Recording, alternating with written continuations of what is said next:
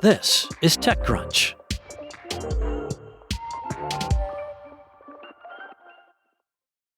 The vibes around the current AI boom are not great, even in the tech industry, according to a lengthy social media post from Menlo Ventures partner Didi Das. Das described San Francisco as pretty frenetic right now, as the divide in outcomes is the worst that he's ever seen.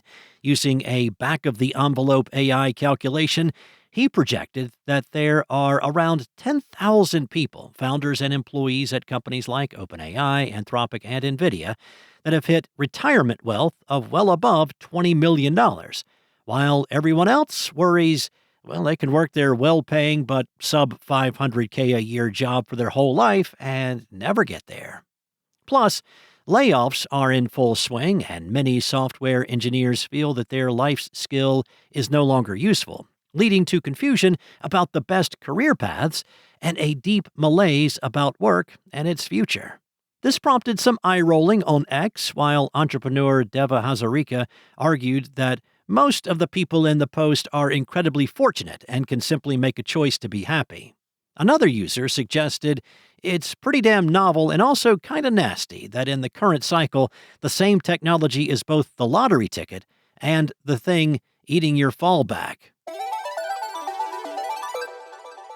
Well, commencement season has come around again, and this year a couple of speakers have discovered that it's tough to get graduating students excited about a future shaped by artificial intelligence. Last week, Gloria Caulfield, an executive at real estate firm Tavistock Development Company, gave a speech at the University of Central Florida, acknowledging that we're living in a time of profound change, which can be both exciting and daunting. She said, "The rise of artificial intelligence is the next industrial revolution," which prompted the students in the audience to begin booing, getting louder and louder, until Caulfield chuckled, turned to the other speakers, and asked, "What happened?" She said, "Okay, I struck a chord."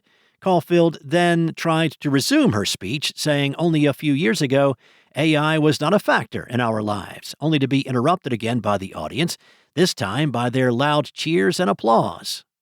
Former Google CEO Eric Schmidt faced a similar response when he brought up AI at a University of Arizona speech on Friday. In Schmidt's case, the criticism actually began before the speech itself, with some student groups calling for him to be removed as commencement speaker due to a lawsuit in which a former girlfriend and business partner accused Schmidt of sexual assault. He has denied the allegations. According to a local news report, the booing began even before Schmidt took the stage. But he got louder boos when he told students, "You will help shape artificial intelligence." The booing was persistent enough that Schmidt tried to speak over it, insisting, "You can now assemble a team of AI agents to help you with the parts that you could never accomplish on your own. When someone offers you a seat on the rocket ship, you do not ask which seat, you just get on." Now, to be fair, AI isn't becoming a third rail at every graduation ceremony. NVIDIA CEO Jensen Huang recently spoke at Carnegie Mellon's commencement, and he didn't seem to get any audible pushback when he said that AI has reinvented computing. Still, it's not exactly surprising to find some students in a booing mood.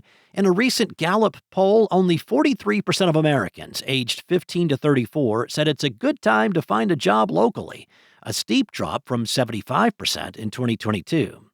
That pessimism is not solely a response to the rise of AI, a shift that even some software engineers are worried about, but journalist and tech industry critic Brian Merchant suggested that for many students, AI has become the cruel new face of hyper-scaling capitalism. Merchant wrote, "I too would loudly boo at the prospect of this next industrial revolution if I was in my early 20s, unemployed, and had aspirations for my future greater than entering prompts into an LLM." Even when graduation speeches did not mention AI explicitly, resilience was a recurring theme this year. Schmidt himself acknowledged that there is a fear in your generation that the future has already been written, that the machines are coming, that the jobs are evaporating, that the climate is breaking, that politics are fractured, and that you are inheriting a mess that you did not create. Caulfield, meanwhile, might also have misread her audience of arts and humanities graduates. One student said that before mentioning AI, Caulfield already started to lose them with her generic praise of corporate executives like Jeff Bezos. Another graduate, Alexander Rose Tyson, told the New York Times it wasn't one person that really started the booing, it was just sort of like a collective. This sucks. That's all for now. For more tech news, head to TechCrunch.com.